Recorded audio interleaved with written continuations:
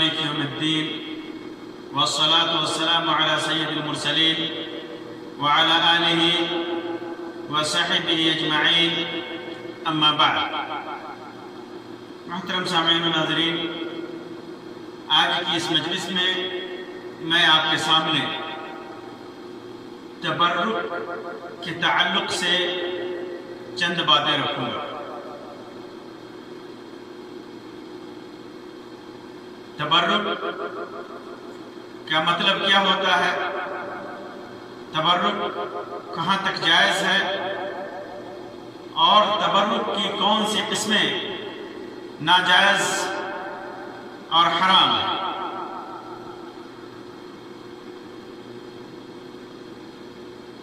سب سے پہلے یہ جان لیں کہ تبرک کہتے ہیں طلب البرکت. طلب البرکت، برکت حاصل کرنا. اور برکت کہتے ہیں یعنی کسی بھی چیز سے برکت حاصل کرنا. اور برکت کہتے ہیں خیر کی زیادتی، خیر کی کثرت، خیر کی زیادتی، بھلائی کی زیادتی، خیر اور بھلائی مستمر ہو، ہمیشہ ہو، اسے برکت کہتے ہیں. اسے برکت کہتے ہیں. برکت صرف اللہ تبارک و تعالیٰ کی طرف سے ہوتی ہے. اللہ تبارک و تعالیٰ کی ذات ہے جو کسی بھی چیز میں برکت ڈالتی ہے. کسی بھی چیز کے اندر بذات ہی برکت نہیں ہوتی. برکت ڈالنے والا اللہ رب العزت ہے. جیسا کہ عیسیٰ علیہ السلام نے پیدائش کے وقت جب لوگوں نے ان سے سوال کیا، بچے تھے، پیدائش کے بعد کہا وَجَعَلَنِي مُبَارَكًا أَيْنَمَا كُنْتُ، جہاں بھی میں رہوں اللہ تبارک و تعالیٰ نے مجھ کو مبارک بنایا. اسی طرح اللہ تبارک و تعالیٰ فرماتا ہے کتاب انزلناہ الیک مبارک، مبارک کتاب نازل کیا برکت والا. اسی طرح ان اول بیت وضع للناس للذی ببکۃ مبارکا، پہلا گھر جو مکہ کے اندر ہے وہ مبارک ہے. اسی طرح صحیح بخاری کے اندر جابر بن عبداللہ رضی اللہ تعالیٰ عنہ کی روایت ہے، فرماتے ہیں کہ میں نبی اکرم صلی اللہ علیہ وسلم کے ساتھ عصر کی نماز کا وقت ہو گیا. تھوڑے سے بچے ہوئے پانی کے سوا ہمارے پاس اور کوئی پانی نہیں تھا. تھوڑا سا پانی بچا تھا، کوئی پانی نہیں تھا. تو اس پانی کو ایک برتن میں رکھ کر اللہ کے رسول صلی اللہ علیہ وسلم کے سامنے لایا گیا اور آپ کی خدمت میں لایا گیا. اللہ کے رسول صلی اللہ علیہ وسلم نے اس میں اپنا ہاتھ ڈالا اور اپنی انگلیاں پھیلا دی. پھر فرمایا آؤ وضو کر لو، یہ اللہ کی طرف سے برکت ہے، یہ اللہ کی طرف سے برکت ہے. تو برکت اللہ تبارک و تعالی کی طرف سے ہوتی ہے. چنانچہ برکت دینا کسی مخلوق کی طرف نسبت کر دی جائے تو یہ جائز نہیں ہے. یہ کہنا کہ فلاں آدمی نے برکت پہنچائی ہے، یہ جائز نہیں ہے. ہاں، فلاں آدمی کے اندر برکت ہو سکتی ہے اور وہ برکت دینے والا اللہ تبارک و تعالی، اور اس برکت کو دوسروں تک پہنچانے والا بھی اللہ تبارک و تعالی ہے. اسی طرح یہ بات بھی واضح رہے کہ تبارک برکت سے ہے اور تبارک اللہ تبارک و تعالیٰ کی صفات میں سے ایک صفت ہے. جیسے تبارک الذی، اللہ تعالیٰ فرماتا ہے تبارک الذی جعل فی السماء بروجا.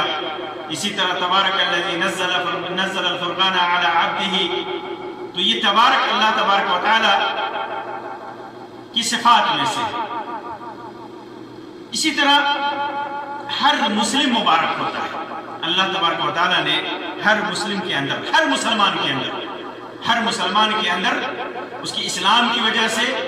ایمان کی وجہ سے، توحید کی وجہ سے، اس کے اچھے نیک اعمال کی وجہ سے اور اس کے تقوی کی وجہ سے،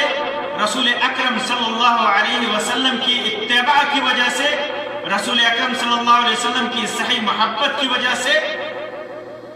اللہ تبارک و تعالیٰ نے اس کے اندر برکت رکھی ہے۔ چنانچہ ہر مسلمان مبارک ہوتا ہے، ہر مسلمان مبارک ہوتا ہے۔ عبداللہ ابن مسعود رضی اللہ تعالیٰ عنہ کی روایت ہے، عبداللہ ابن عمر رضی اللہ تعالیٰ عنہ کی، جو صحیح بخاری کے اندر ہے، فرماتے ہیں کہ نبی اکرم صلی اللہ علیہ وسلم کی خدمت میں ہم لوگ بیٹھے ہوئے تھے کہ کھجور کا ایک گاھا لایا گیا، کھجور کی ایک ٹہنی لائی گئی، کھجور اس کے اندر لگے ہوئے تھے، کھجور کا گاھا تھا۔ اللہ کے رسول صلی اللہ علیہ وسلم نے فرمایا کہ کچھ درخت ایسے ہوتے ہیں جن کی برکت مسلمان کی برکت کی طرح ہوتی ہے، کچھ درخت ایسے ہوتے ہیں جن کی برکت مسلمان کی برکت کی طرح ہوتی ہے، یعنی جس طرح مسلمان مبارک ہوتا ہے اسی طرح بعض درختوں کے اندر برکت ہوتی ہے۔ تو عبداللہ ابن عمر رضی اللہ تعالیٰ عنہ فرماتے ہیں کہ میں نے خیال کیا کہ شاید آپ کا اشارہ کھجور کی درخت کی طرف ہے، کھجور کے درخت کی طرف ہے، تو میں نے سوچا کہ کہہ دوں کہ وہ درخت کھجور کا درخت ہوتا ہے۔ تو اللہ کے رسول صلی اللہ علیہ وسلم نے فرمایا، کہتے ہیں کہ میں اس لیے نہیں بتا سکا کہ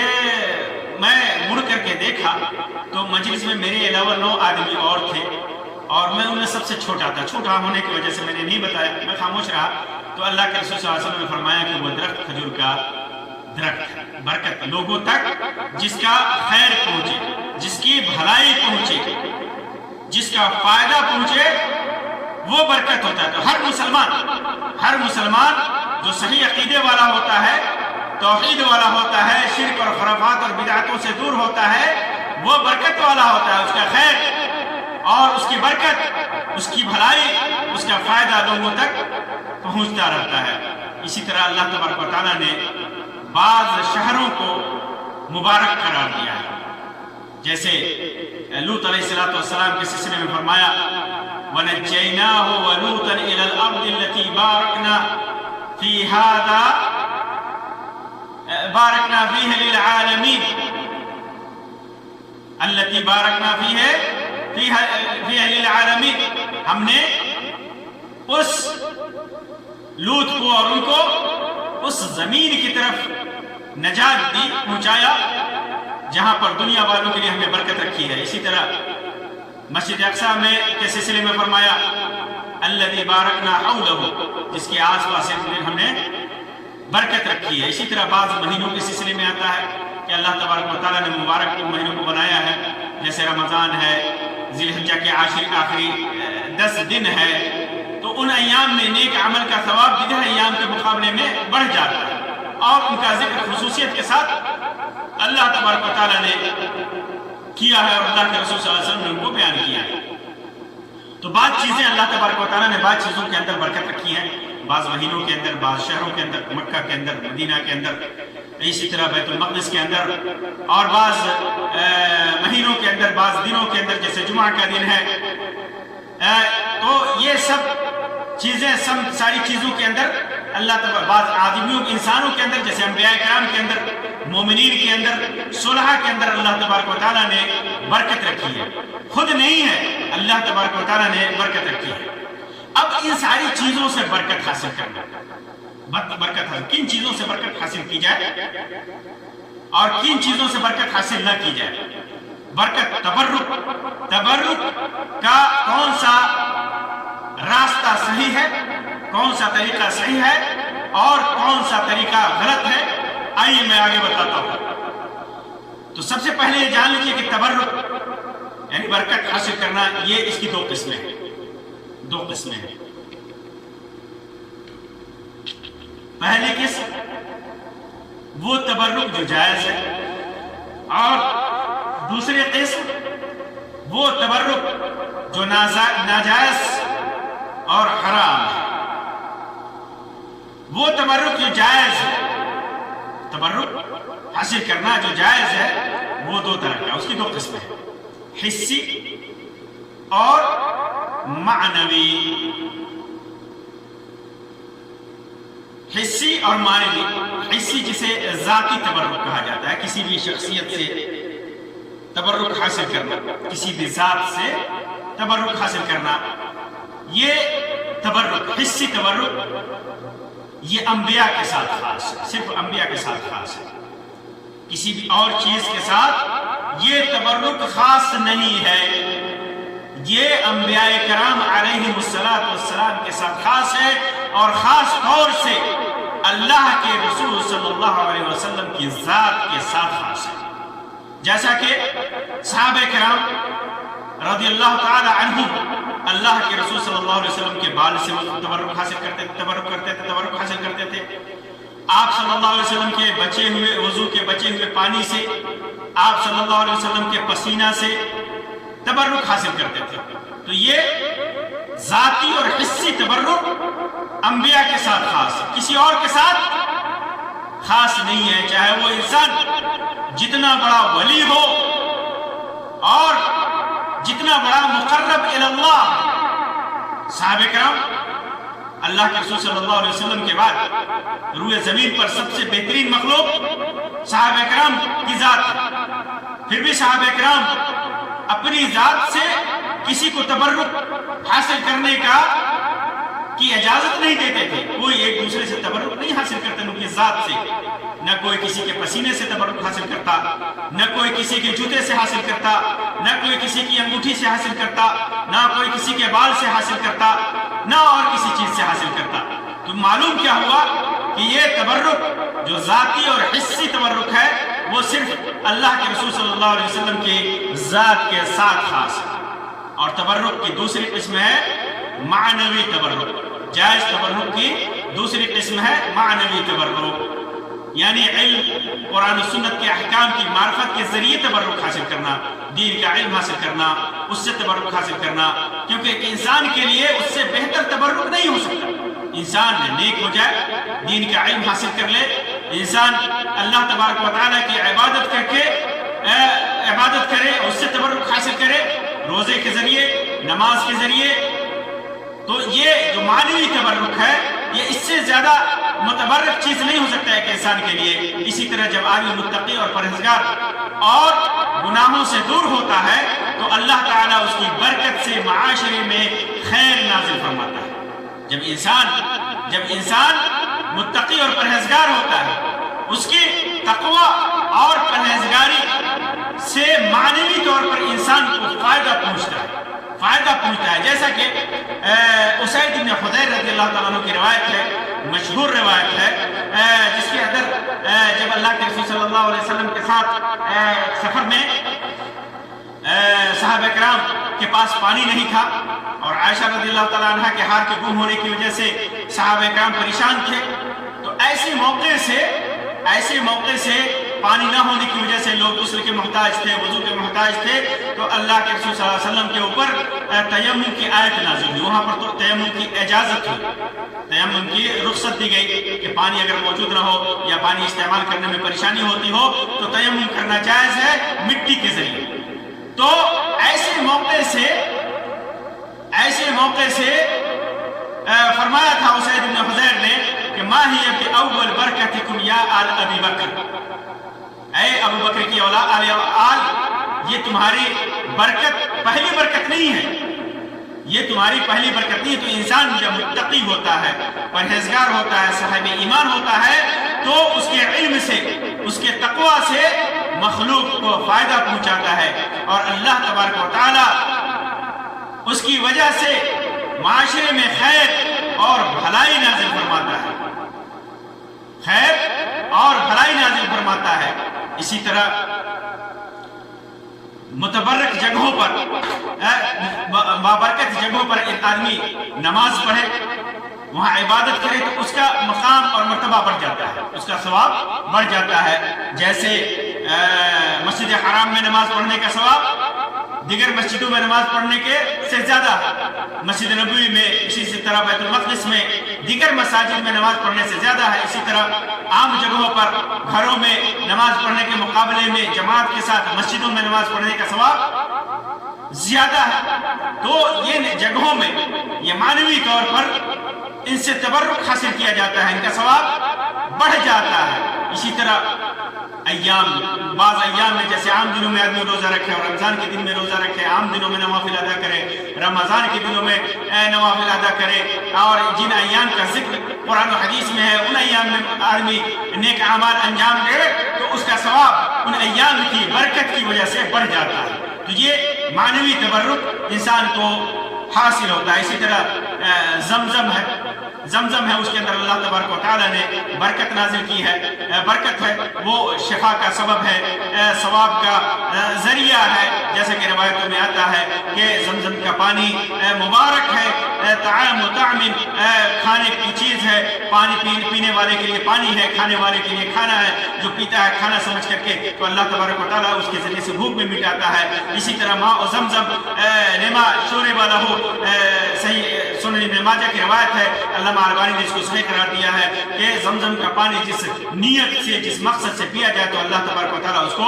پورا کرتا ہے۔ اسی طرح اللہ کے رسول صلی اللہ علیہ وسلم کی ذات کے سلسلے میں آتا ہے کہ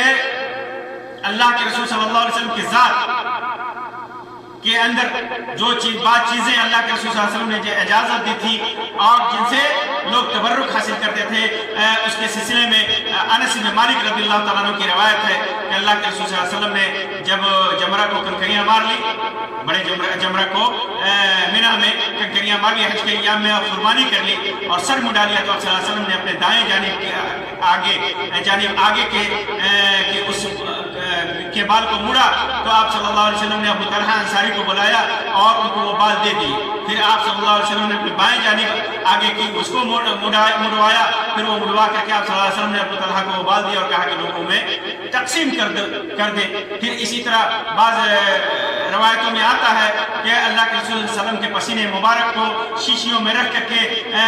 اس سے تبرک حاصل کیا جاتا تھا۔ اللہ کے رسول صلی اللہ علیہ وسلم کی وفات کے بعد آپ صلی اللہ علیہ وسلم کو کرتے مبارک کو پانی میں بھگو کر کے لوگوں کے لیے بیماریوں کے لیے اس سے شفا حاصل کی جاتی تھی۔ تو یہ اللہ کے رسول صلی اللہ علیہ وسلم کی ذات کے ساتھ خاص ہے، اللہ کے رسول صلی اللہ علیہ وسلم کی ذات مبارک ہوتی تھی اور آپ صلی اللہ علیہ وسلم کے استعمال شدہ اشیاء سے تبرک حاصل کرنا یہ اللہ کے رسول صلی اللہ علیہ وسلم کی طرف سے اجازت تھی، اللہ تبارک و تعالیٰ نے اس کی اجازت دی تھی اور لوگ اس سے تبرک حاصل کرتے تھے، معنوی طور پر بھی تبرک حاصل کرتے تھے۔ یہاں پر دوسرا تبرک کی دوسری قسم یا یہ بھی بتا دیں کہ تبرک کی دوسری قسم میں وہ تبرکات بھی ہیں جو اللہ کے یعنی ناجائز اور حرام تبرک، وہ تبرک ہے جو ناجائز اور حرام ہے اور اس کی بہت ساری وجہیں ہیں۔ پہلی وجہ تو یہ ہے کہ اس قسم کے تبرک سے شرک کا دروازہ کھلتا ہے، بدعت کا دروازہ کھلتا ہے، جس کی اجازت شریعت میں نہیں دی گئی ہے، تو حرام اور ناجائز تبرک ان میں سے اس کی دو قسمیں، عام طور پر دو قسمیں ہیں۔ شرک اکبر، جو ایسا تبرک جو شرک اکبر کا سبب بنتا ہے، جیسے کسی کی ذات کے سلسلے میں یہ یقین رکھنا کہ وہ بذات ہی تبرک پہنچانے والا ہے، برکت دیتا ہے۔ کسی کی ذات بے ذات ہی فی نفس ہی تبرک کا سبب ہے، وہ برکت دیتا ہے، اسی کی وجہ سے برکت ہے۔ اسی طرح اس عقیدے کے ساتھ اس سے خیر اور برکت کا تعلیم ہوتا ہے کہ آپ اس پر قادر ہیں، آپ برکت پہنچا سکتے ہیں، آپ کے ہاتھ میں ہے، آپ کی ذات پہنچا سکتی ہے۔ یہ یقین اور یہ عقیدہ رکھنا، جیسے بہت سارے لوگ انبیاء اور صلحاء کے سلسلے میں اور بعض ائمہ کے سلسلے میں، بعض اولیاء کے سلسلے میں یہ عقیدہ رکھتے ہیں کہ یہ غوث بے ذات ہی نفع اور نقصان کے یہ مالک ہیں اور یہ نفع اور نقصان پہنچا سکتے ہیں، یہ نفع اور نقصان پہنچا سکتے ہیں، یہ برکت پہنچا سکتے ہیں۔ یہ شرک اکبر ہے۔ جیسے کفار و مشرکین یہ عقیدہ رکھتے تھے کہ جن معبودان باطلہ کی وہ عبادت کرتے ہیں، جن بتوں کی عبادت کرتے ہیں، وہ انہیں بذات ہی اللہ تبارک و تعالیٰ سے قریب کر دیتے ہیں، تو اللہ تبارک و تعالیٰ نے اسے شرک اکبر قرار دیا۔ حالانکہ ان کا عقیدہ تھا کہ خالق، رازق، رب اللہ ہے، لیکن وہ ان کی عبادت اس لیے کرتے تھے کہ وہ سمجھتے تھے کہ ان کے اندر وہ طاقت ہے، وہ قوت ہے کہ وہ انہیں برکت پہنچا سکتے ہیں، اور اس برکت کی وجہ سے وہ اللہ سے قریب کر سکتے ہیں، اور کہتے تھے کھلم کھلا ما نعبدهم، اللہ تعالیٰ نے ان کے سلسلے میں فرمایا، وہ فرق کہتے ہیں کہ ما نعبدهم الا ليقربونا الى الله زلفا، ہم ان کی عبادت اس لیے کرتے ہیں کہ وہ اللہ تبارک و تعالیٰ سے قریب کر دیتے ہیں، لیکن اللہ تبارک و تعالیٰ نے ان کے اس عمل کو شرک اکبر قرار دیا، شرک اکبر قرار دیا، اور اس کا انکار کیا اور کہا کہ ان کا یہ شرک انہیں ہمیشہ ہمیشہ جہنم کا ذریعہ بن سکتا ہے۔ اسی طرح حرام اور ناجائز تبرک کی دوسری قسم ہے شرک اصغر، یا جسے ہم بدعی شرک کہیں، یعنی وہ شرک جس کی بنیاد بدعت پر ہے، جیسے ایسی چیز کے سلسلے میں یہ عقیدہ رکھنا کہ اللہ تبارک و تعالیٰ، جس کے اندر کہ اللہ تبارک و تعالیٰ نے اس کے اندر برکت نازل کی ہے، حالانکہ اللہ تبارک و تعالیٰ نے اس کے اندر برکت نازل نہیں کی ہے، اللہ تبارک و تعالیٰ نے بتایا نہیں ہے، یا برکت رکھا بھی ہے تو اس سے تبرک حاصل کرنے کی اجازت نہیں دی ہے۔ غیر شرعی طریقے پہ آدمی اس سے برکت حاصل کرے۔ مثال کے طور پر ایک پتھر ہمارے سامنے ہو، اللہ تبارک و تعالیٰ نے اس کے اندر برکت نہیں رکھی ہے، لیکن آدمی یہ سمجھ لے کہ اس پتھر کا گزر مکہ سے ہوا ہے، اس پتھر کا گزر مدینے سے ہوا ہے، یہ مدینے کا پتھر ہے، یہ مکہ کا پتھر ہے، یہ بیت المقدس کا پتھر ہے۔ اللہ تبارک و تعالیٰ نے برکت نہیں رکھی، انسان اس کے اندر برکت سمجھتا ہے، اسے تبرک حاصل کرتا ہے۔ یا اللہ تبارک و تعالیٰ نے کسی چیز کے اندر برکت رکھی ہے اور آدمی اس سے تبرک حاصل کرے تو یہ بدعتی تبرک ہے، اور یہ مؤدی الی الشرک ہے، یہ شرک کی طرف لے جانے والا ہے، شرک کا وسیلہ ہے، شرک اصغر ہوتے ہوئے بھی شرک اکبر کا وسیلہ ہے۔ قبر جیسے انہی میں سے ایک ہے قبروں سے تبرک حاصل کرنا، بعض عبادات قبر نبی کے پاس جا کر کے اللہ کے رسول صلی اللہ علیہ وسلم کی قبر کے پاس جا کر کے ادا کرنا، اسی طرح کسی بھی قبر کی زیارت کے لیے دور دراز سے سفر کر کے جانا۔ قبروں کی زیارت عمومی طور پر جائز ہے،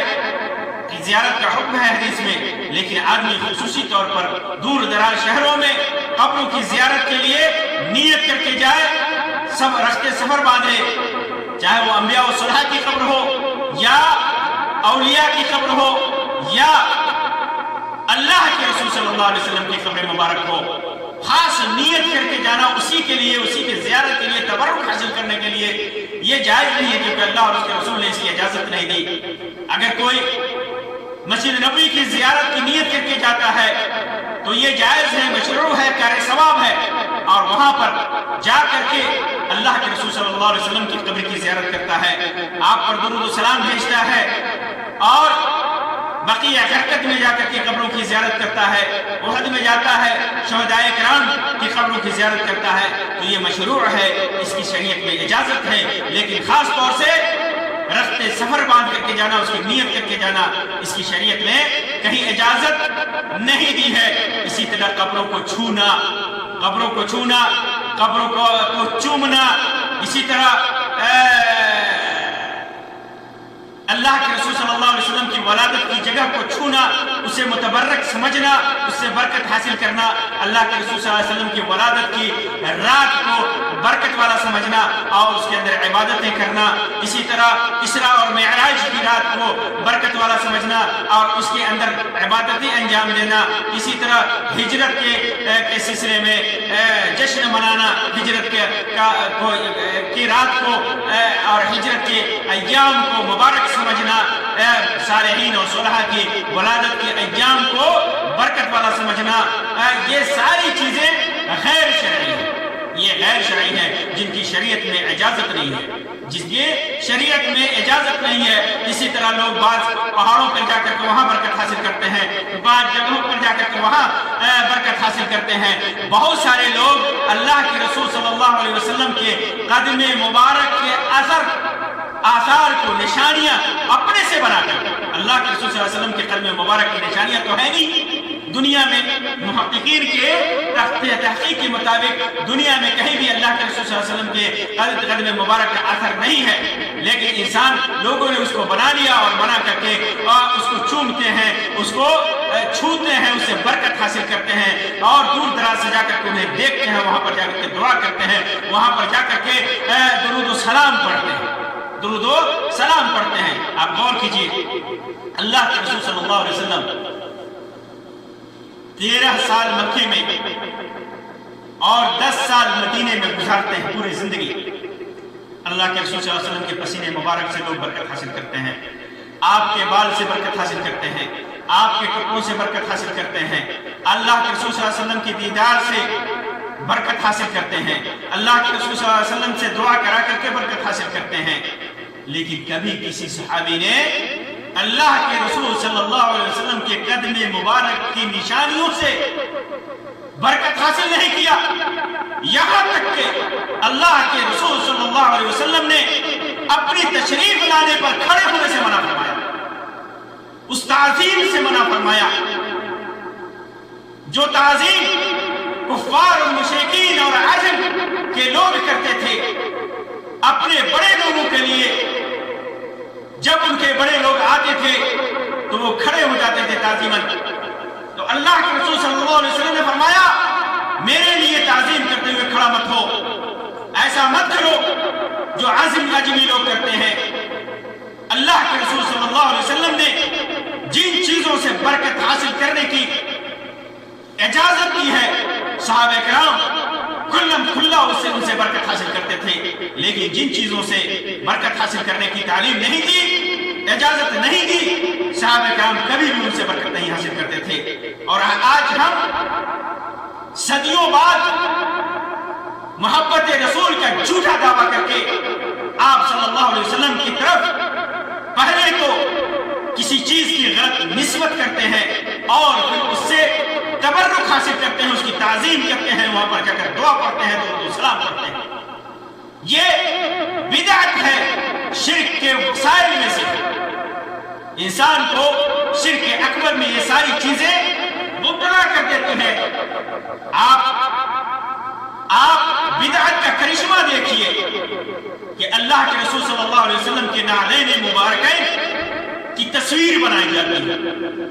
اللہ کے رسول صلی اللہ علیہ وسلم کے جوتوں کی تصویر بنائی جاتی ہے۔ صحابہ کرام نے نہیں بیان کیا کہ آپ صلی اللہ علیہ وسلم کے جوتے کیسے تھے، اللہ کے رسول صلی اللہ علیہ وسلم کے جوتوں کی نقالی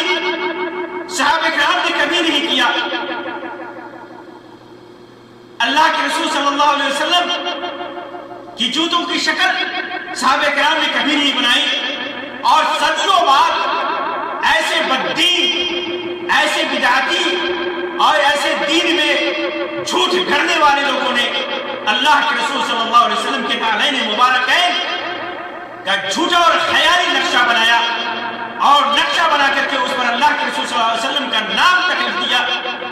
اور اس سے تبرک حاصل کرتے ہیں۔ نعوذ باللہ، اپنے کپڑوں پر لگاتے ہیں، اپنی پیشانی پر لگاتے ہیں۔ اللہ کی پناہ، ان کا دل گھبراتا نہیں، ان کا دل اللہ کے عذاب سے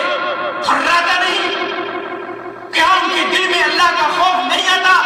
کہ انہوں نے دین میں کیسی بدعت ایجاد کی ہے، انہوں نے دین میں کیسا جھوٹ ایجاد کیا ہے، انہوں نے اللہ کے رسول صلی اللہ علیہ وسلم کی ذات مبارک کے ساتھ کیسی بدتمیزی کی ہے، اللہ کے رسول صلی اللہ علیہ وسلم کی شان مبارک کو کس طرح نیچے دکھانے کی کوشش کی ہے۔ انہیں خوف نہیں، انہیں ڈر نہیں۔ ڈرو، اللہ کے عذاب سے ڈرو، قیامت کے دن رسول اکرم صلی اللہ علیہ وسلم کے دھتکار سے ڈرو۔ तबर्रुक हासिल करना है तो अल्लाह के रसूल सल्लल्लाहु अलैहि वसल्लम की अहादीस से हासिल करो। तबर्रुक हासिल करना है तो अल्लाह के रसूल सल्लल्लाहु अलैहि वसल्लम की सुन्नतों से हासिल करो। तबर्रुक हासिल करना है तो अल्लाह तबारक व तआला के दीन से हासिल करो, अल्लाह की तौहीद से हासिल करो। ऐसी चीजें गढ़ करके आप देख लीजिए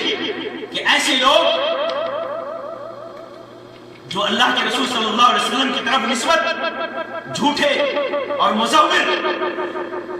चीजों से तबर्रुक हासिल करने वाले कितने दीनदार हैं, कितने दीनदार हैं। कभी आपने उनसे तौहीद पर तकरीर करते हुए सुना है? इत्तिबाए सुन्नत पर बयान करते हुए सुना है? तौहीद की फजीलत बयान करते हुए सुनी है? इन बिदअतों का असर है कि अगर उनके दरमियान कोई खड़ा होकर के अल्लाह की तौहीद, अल्लाह की हकीकी उलूहियत का बयान करता है तो उन्हें धक्के दे करके मजलिसों से भगा दिया जाता है। ये सब इन्हीं बिदअतों का असर है, इन्हीं खुराफात का असर है, इन्हीं झूठे शरीयत के नाम पर खड़े हुए आमाल का नतीजा है। यही नतीजा है। आप गौर कीजिए, गौर कीजिए, हजर अस्वद रुए जमीन पर दुनिया का सबसे अहम और अफजल पत्थर जिसके सिलसिले में आता है कि जन्नत से अल्लाह तबारक व तआला ने इसको नाज़िल किया था, वो पत्थर खाने काबा में नस्ब है, नस्ब है। अल्लाह के रसूल सल्लल्लाहु अलैहि वसल्लम खाने काबा का तवाफ करते जाकर के उस पत्थर को चूमते थे, चूमते थे। सहाबा किराम की इत्तिबाए नबी का जज्बा देखिए कि सहाबा किराम भी जाकर के उस पत्थर को चूमते थे, लेकिन उस पत्थर के अंदर बरकत का, बेजात ही बरकत का अकीदा अपने अंदर नहीं रखते। उमर इब्न खत्ताब रज़ियल्लाहु तआला अन्हु जैसे सहाबी रसूल मुत्तबे सुन्नत अल फारूक, जो हक और बातिल के दरमियान फर्क करने वाले,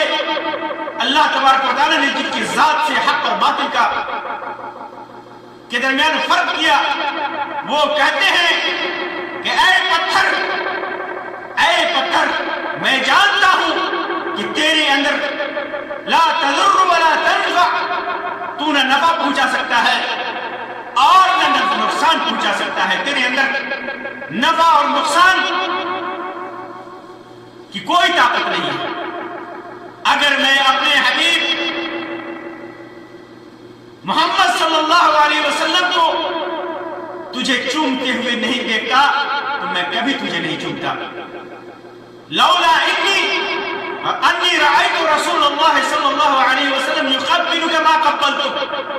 अगर मैंने अल्लाह के रसूल सल्लल्लाहु अलैहि वसल्लम को तुझे चूमते हुए नहीं देखा होता तो कभी नहीं चूमता। गौर कीजिए, सहाबा किराम किस कदर एहतियात बरतते हैं। आपको मालूम है वो दरख्त, जिस दरख्त के नीचे सहाबा किराम ने बैयत की थी, अपने जानों की बैयत की थी, अपने जानों की बैयत की थी, जिसे बैयत रिज़वान के नाम से जाना जाता है, जिसके सिलसिले में अल्लाह ताला फरमाता है कि इस बैयत में मैं भी शामिल था। अल्लाह का हाथ तुम्हारे हाथ के ऊपर था। वो बैयत रिज़वान जिनके सिलसिले में जिन्होंने बैयत की, अल्लाह तबारक व तआला ने सबको बख्श दिया। उस बैयत रिज़वान जिस दरख्त के नीचे, तहत शजर, दरख्त के नीचे सहाबा किराम ने बैयत किया था, उस दरख्त के सिलसिले में आता है, अब तारिक इब्न अब्दुर्रहमान ने बयान किया कि हज के इरादे से जाते हुए मैं कुछ ऐसे लोगों के पास गुजरा जो नमाज पढ़ रहे थे। मैंने पूछा कि ये कौन सी मस्जिद है, कौन सी मस्जिद है जहां लोग नमाज पढ़ रहे हैं। उन्होंने बताया कि ये वही दरख्त है जहां रसूल अकरम सल्लल्लाहु अलैहि वसल्लम ने बैतुल रिज़वान, लोगों से बैत की थी। बैतुल रिज़वान जिस दरख्त के नीचे वाक़ हुआ था। तो फरमाते हैं कि मैं सईद इब्न मुसय्यब के पास आया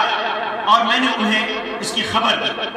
تو انہوں نے مجھ سے کہا کہ میرے والد مسیب ابن حزن نے بیان کیا، جو صحابی تھے وہ ان لوگوں میں سے تھے جنہوں نے نبی اکرم صلی اللہ علیہ وسلم کے ساتھ اس درخت کے نیچے بیعت کی تھی۔ کہتے تھے کہ جب میں دوسرے سال وہاں گیا تو اس درخت کی جگہ کو بھول گیا۔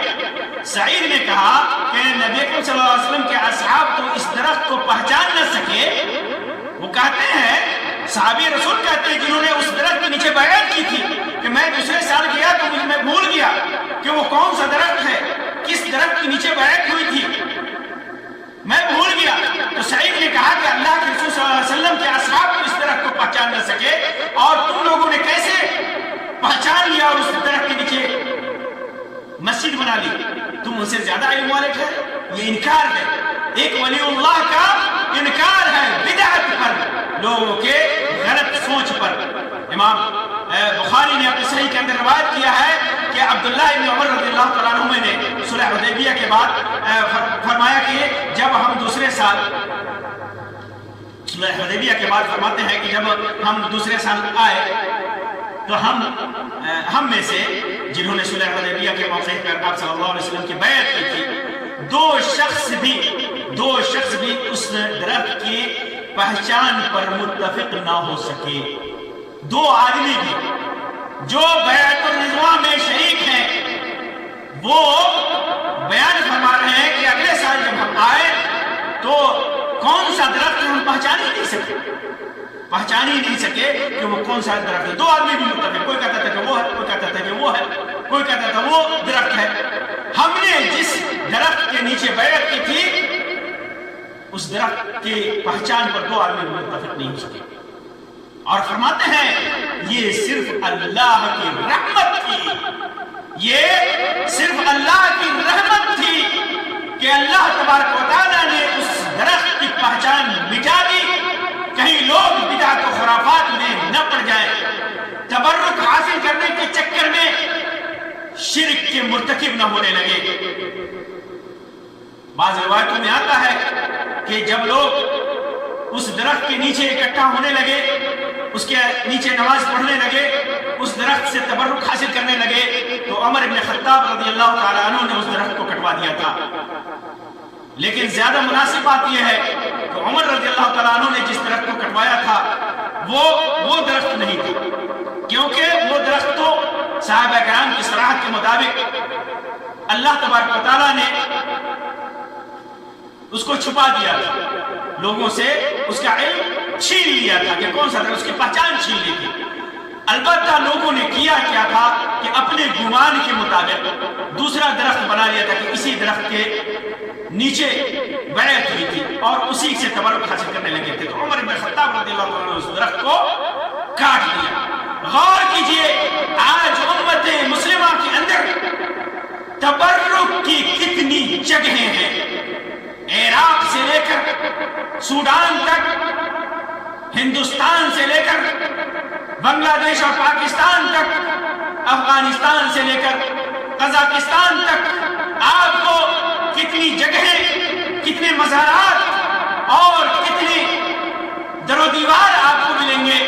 کتنی چیزیں نہیں ملیں گی جنہیں لوگوں نے گڑھ کر کے انہیں متبرک بنا لیا، اسے تبرک حاصل کرتے ہیں۔ نعوذ باللہ من ذالک، نعوذ باللہ من ذالک۔ اللہ تبارک و تعالی امت مسلمہ کو اس سے حفاظت فرمائے۔ آخر وہ درخت کیوں اللہ تبارک و تعالیٰ نے چھپا لیا؟ عمر رضی اللہ تعالیٰ عنہ نے اس درخت کو کیوں کٹوا دیا؟ صرف اس لیے کہ لوگوں کے اوپر کے اندر شرک رواج نہ پائے، بدعت و خرافات رواج نہ پائے، لوگ فتنے میں نہ پڑے، لوگ فتنوں میں نہ پڑے۔ اور وجہ ہے تبرک۔ اور یہ ساری چیزیں کیوں ہوتی ہیں؟ یہ غلط ممنوع تبرک، حرام تبرک کے اسباب کیا ہے؟ دین سے جہالت، کافروں کی مشابہت اور آثار کی تعظیم، یہ تین اسباب ہیں جن کی وجہ سے آپ دیکھ لیجئے کہ ایسے تبرکات حاصل کرنے والے اکثر لوگ جاہل ہوتے ہیں جنہیں دین کا علم نہیں ہوتا، اور اگر یہ دین کا علم حاصل کرنا بھی چاہتے ہیں تو انہیں बिदअत परस्त मौलवियों की तरफ से रोका जाता है, कहा जाता है कि दीन का इल्म हासिल नहीं करो गुमराह हो जाओगे। और इसी तरह काफिरों की मुशाबहत बहुत सारी जगहों पर देखेंगे कि काफिरों की मुशाबहत के बना पर ऐसा इख्तियार किया जाता है। जैसे हिंदू दरख्त में धागा बांधते हैं, आप देखेंगे बहुत सारे मुसलमान माशरे में भी उनकी मुशाबहत इख्तियार करते हुए धागे बांधे जाते हैं। हिंदू अपने मंदिरों में जाकर पत्थरों को चूमते हैं, ये मुसलमान भी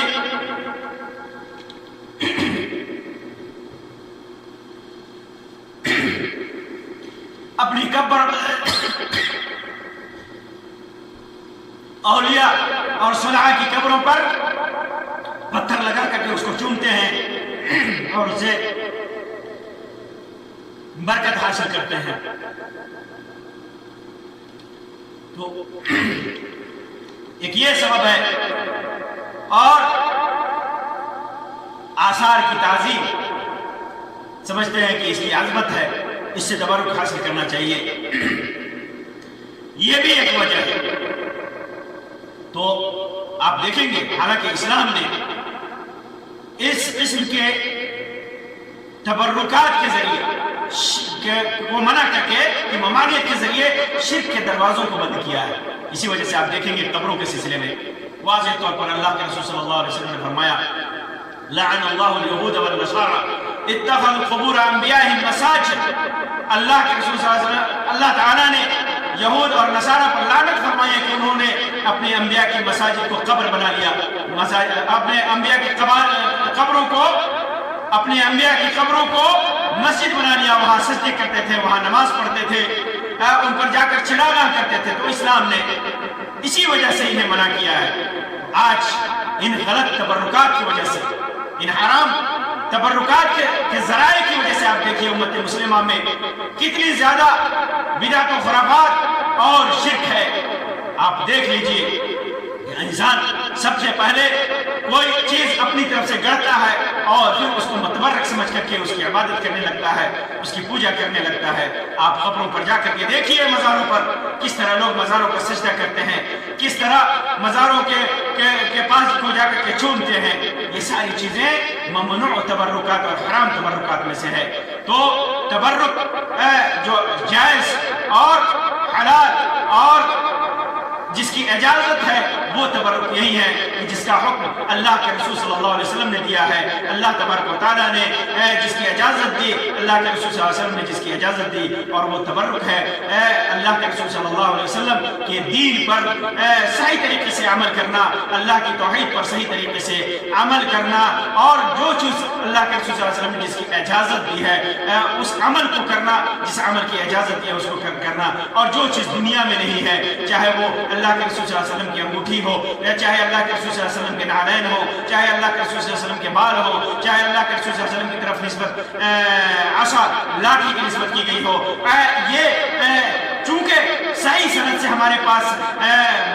मुतहक्किक नहीं है कि अल्लाह के रसूल सल्लल्लाहु अलैहि वसल्लम की चीजें हैं, इस वजह से इनसे बचना हमारे लिए जरूरी है, उनसे तबर्रुक हासिल करना जायज नहीं है। अल्लाह तबारक व तआला से दुआ है कि अल्लाह तबारक व तआला हमें शिर्क व बिदअत और खुराफात से बचाए। अल्लाह तबारक व तआला हर उस ज़राए और वसाइल से हमें दूर रखे जो अल्लाह तबारक व तआला के साथ शिर्क से करीब कर दे और तौहीद से दूर कर दे, जो अल्लाह तबारक व तआला के रसूल सल्लल्लाहु अलैहि वसल्लम के दीन में बिदअत से करीब कर दे और सुन्नत से दूर कर दे। आमीन या रब्बल आलमीन। व आखिरु दावाना अल्हम्दुलिल्लाहि रब्बिल आलमीन व सल्लल्लाहु अला खैरि खल्क़िही व सल्लम। वस्सलामु अलैकुम व रहमतुल्लाहि व बरकातुहू।